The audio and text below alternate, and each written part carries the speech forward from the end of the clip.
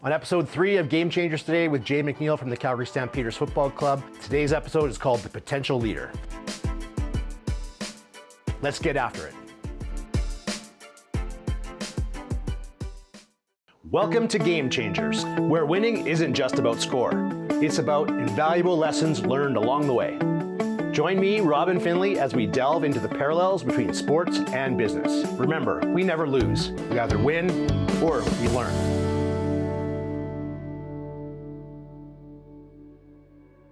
Last episode, we had Jay McNeil from the Stampeders Football Club where we talked about sports and leadership. We are back again for another exciting episode number 3, working here with Jay. And today we're going to talk about developing leaders. We'll get right after it like we always do, jump right in, no time to waste. Jay, how do you recognize leadership potential? It's a great question. I think in many cases, leaders emerge. Right? When you have a team working together, naturally there will be somebody that steps forward and starts to develop that, take more of a leadership role. So I think that, when that happens, that's an easy case. Now it doesn't always happen.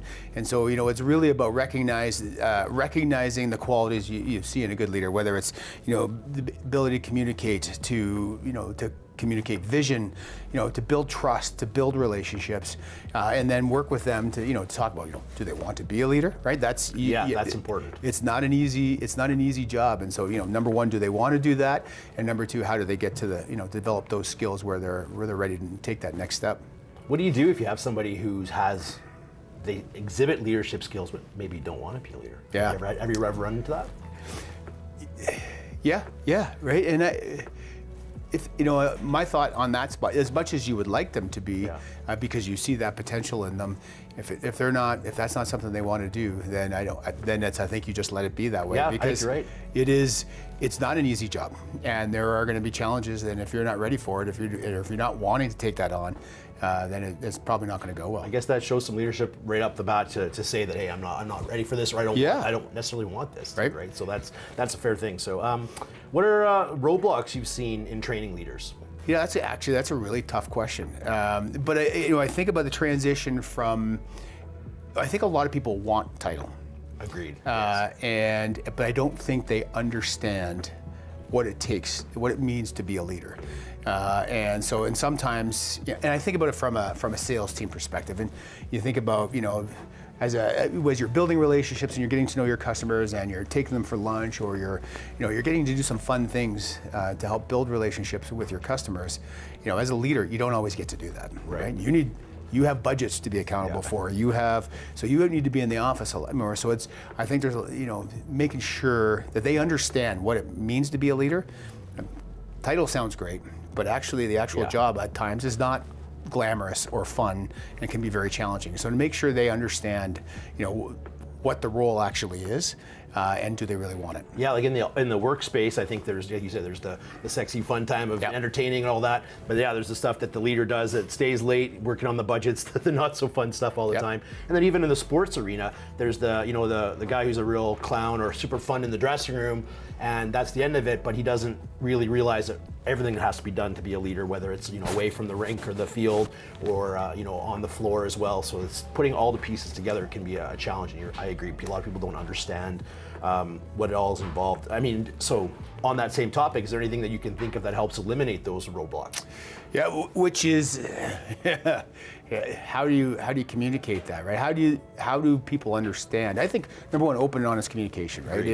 As you're moving forward, I think having conversations about potential, whether somebody would be interested, and as you're having those conversations, but again, about expectations. So as a leader, this is what the expectations would be on that role, and are you willing, to be able to do that?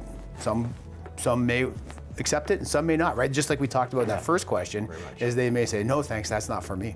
And you respect that. Yeah, and it's really a process too, especially whether you're dealing with young workers or young athletes and how they move along the process. You have to kind of treat everyone a little bit differently and see how they progress, I guess, right? But I think expectations is huge, and letting them know what you expect of them as a leader is super important. That's really great. What leadership skills are overrated or outdated in your opinion? Not always the best performers, make the best leaders. Agreed, yes. And again, we'll go back to sales, and right, I think a lot of people would think, hey, your top salesperson, should be, the next person promoted to, to manager or whatever. But that doesn't, just because they're a great salesperson, it's a very different skill set.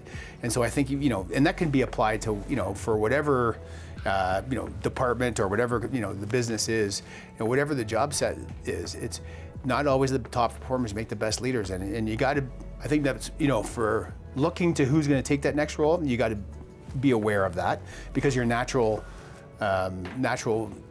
default would be to go to the top performer. And then, but also for that people to for them to recognize that as well. And so, for that top salesperson, right? Again, do they want to be in their office working on budgets? Coaching teammates, maybe having tough conversations with people that you don't, maybe not. And so again, it's about those expectations. People may not realize all that goes into being a leader and how that potentially could take away from your performance too. Like if you take your top sales guy off the street, making the sales manager. Yep. Yeah, ideally he's kicking everybody and getting them going in the right direction, but same thing. And then same for your athlete, your top performing athlete. Now maybe being a leader is not natural to them, and you pick them, and now that it becomes a little bit of a burden, and their performance ends up suffering. And Absolutely. In the long run, that's going to hurt your team. Yep. Right? So totally. Yeah, that's a really good one. I like how you pointed that one out for sure. So, well, that's it for today's episode of Game Changers with Jay McNeil. Jay, tell us where they can find you. Yep. Please contact me at my email, the letter J, MCNEIL @stampeders.com. That wraps us up for today's episode. On our next episode of Game Changers with Jay McNeil, we're going to be talking about developing yourself. We'll see you next time. As we wrap another empowering episode of Game Changers, join me, Robin Finley, next time as we continue to unlock the secrets of success through sports and business. Remember, whether you win or learn, every moment is an opportunity.